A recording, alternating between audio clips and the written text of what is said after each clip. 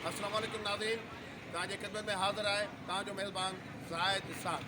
नाज़रीन, असां हिन वक़्तु पहुची विया आहियूं कराची जे शहर में, जेको सिंध जो दिलि आहे, पाकिस्तान जो दिलि आहे। हिन दिलि जो बि हिकु रूह आहे। हिन रूह खे बि हिकु धड़कन बि चइजे। उहा धड़कन आहे कराची जी खारादर इलाइक़ो, जेको हिते जो मशहूरु आहे चटपटनि खाधनि जे हवाले सां। उहे खाधा कहिड़ा आहिनि, उहे चटपटियूं शयूं कहिड़ियूं आहिनि। असां हिन वक़्तु मदीना हलवा पूरी जे वेझो बीठा आहियूं। साम्हूं हलवा पूरी नज़र ईंदी हूंदी। ॾिसूं था त हिते कहिड़ियूं कहिड़ियूं चटपटियूं शयूं आहिनि, कहिड़ा खाधा मशहूरु आहिनि, जंहिंजे करे हिन इलाइक़े जंहिंमें तमामु घणी रश हूंदी आहे। ॿियनि इलाइक़े जा माण्हू हिते पहुची इहे शयूं खाइनि था। उन खां अॻु जो पाण इहे सभु शयूं ॾिसूं, तव्हां पंहिंजे चैनल ज़ेड चैनल खे सब्सक्राइब कंदा, लाइक कंदा ऐं कमेंट कंदा। जेतोणीकि खारादर जो समूरो इलाइक़ो ॾाढो वणंदड़ आहे, पर सुबुह जो पहिर हुअण करे घणा दुकान बंदि पिया आहिनि। रुगो हलवा पूरी जा दुकान खुलियल आहिनि।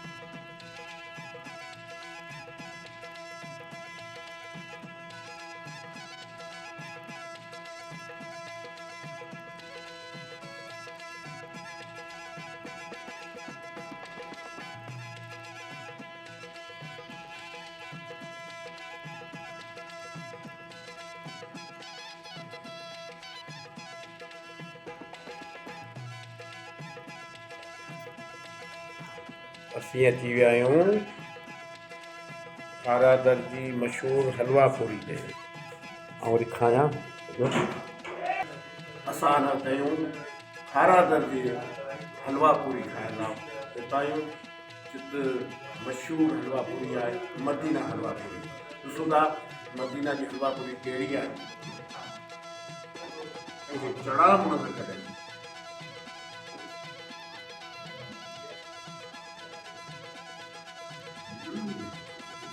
वाह, ज़बरदस्त। थोरो हलवो खाई, हलवो कयो।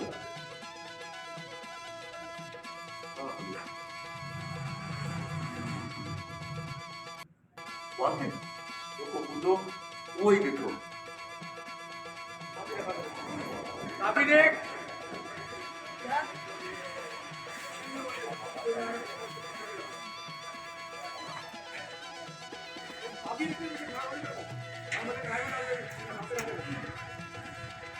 अचो त ॾिसूं कराची जा वधीक रंग। असां सां गॾु रहिजो ऐं ॾिसंदा रहो ज़ेड चैनल।